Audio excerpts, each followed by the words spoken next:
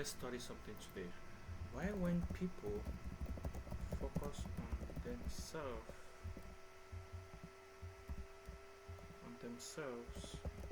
they become less they they become less happier than when they focus on others.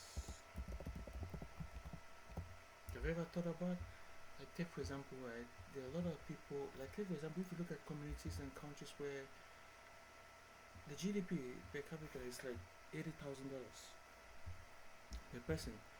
But if you go to other places where the GDP per capita is less than $1, there is something striking that you usually find in such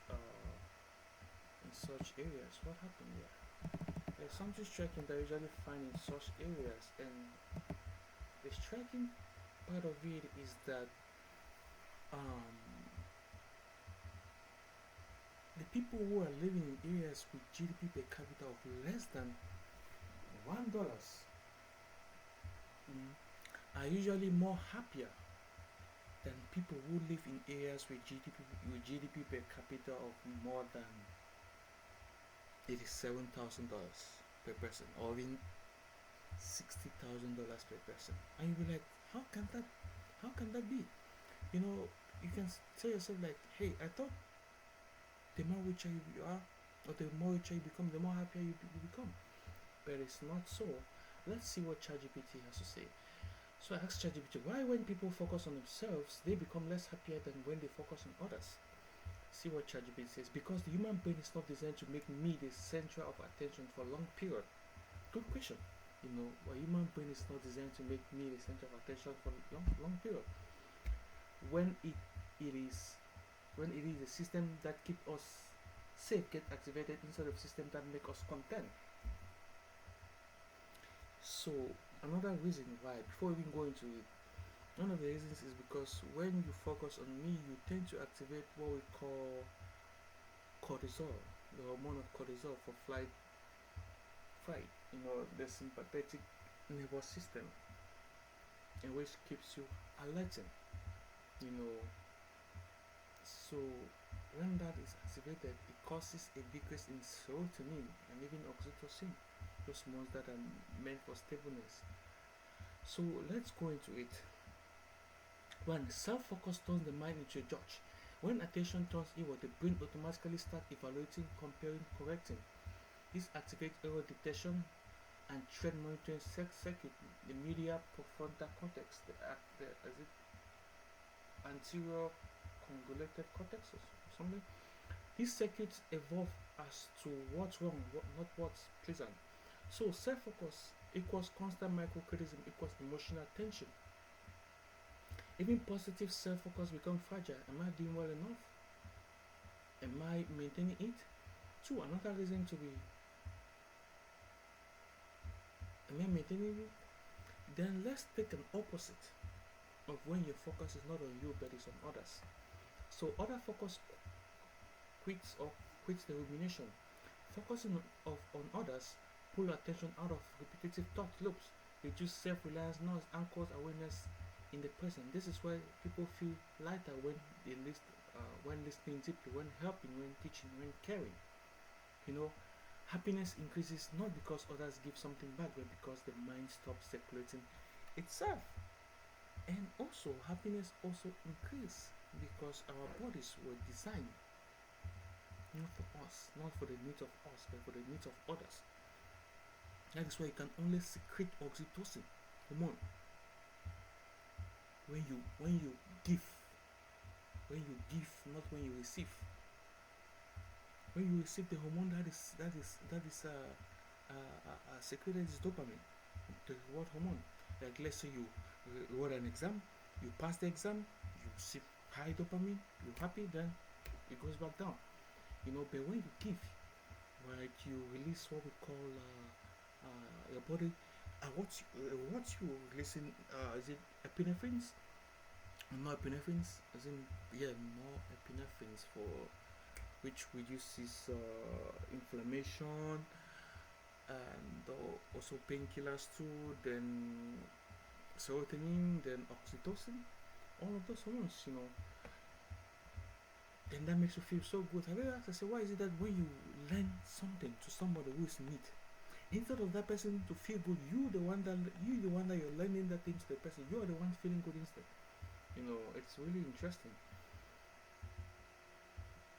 Then it also says self-happiness uses unstable chemistry. Self-oriented rewards rely mostly on dopamine alone. As I was saying, right, praises, status, winning. Dopamine itself fades quickly and demands more because it's not the hormone for long-term happiness. It is the hormone for it is the hormone for reward. You know. So in order to be fully be happy, you must release dopamine plus oxytocin plus serotonin. And oxytocin is that hormone that binds the love between a mother and a child, a father and a daughter, husband and wife. That is why parents usually love their kids no matter what. And it's a long lasting hormone. It doesn't rise and quench back down. It stays forever. It says that combination produces warm safety satisfaction, not just excitement. So you must combine these three in order to produce that. And also it says the nervous system reads generosity as safety. Self-focus asks, do I have enough? Others focus, have I enough to give?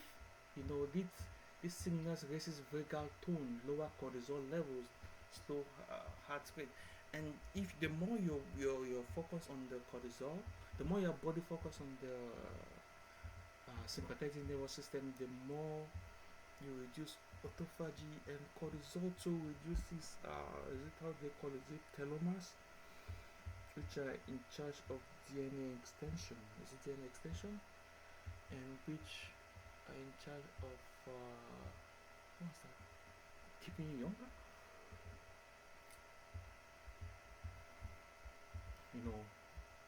And there's something very, very interesting. Biologically, generosity tells the body there is no imminent threat. And another one is we evolve to feel good when we contribute. Or some people can say that God purposely made it in our body so that we feel good long term when we help others and not when we receive. And that is why the Bible says that blessed is he that giveth and he that receiveth. Said it purposely because of the way your body is designed. For most human history, belonging meant survivors, contributing meant protection, isolation meant danger. So the brain still rewards that, strengthen social bond, increase trust, build continuity beyond the self. Excessive self-absorption subconsciously feels unsafe. Meanwhile, expanding outward, not inward.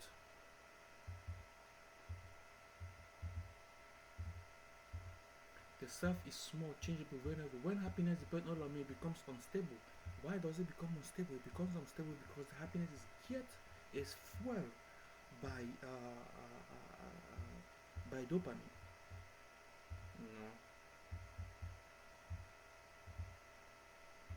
And this is a core paradox. The more you try to feel good for yourself, the worse you feel. The moment you forget yourself in service, happiness appears. And it goes back to the good old saying, blessed is he that giveth and he that receiveth. Happiness is not a goal the brain can chase directly. It's a byproduct of engagement, contribution, and connection. That is really why people in poor countries are way happier than people in rich countries. I hope that helps.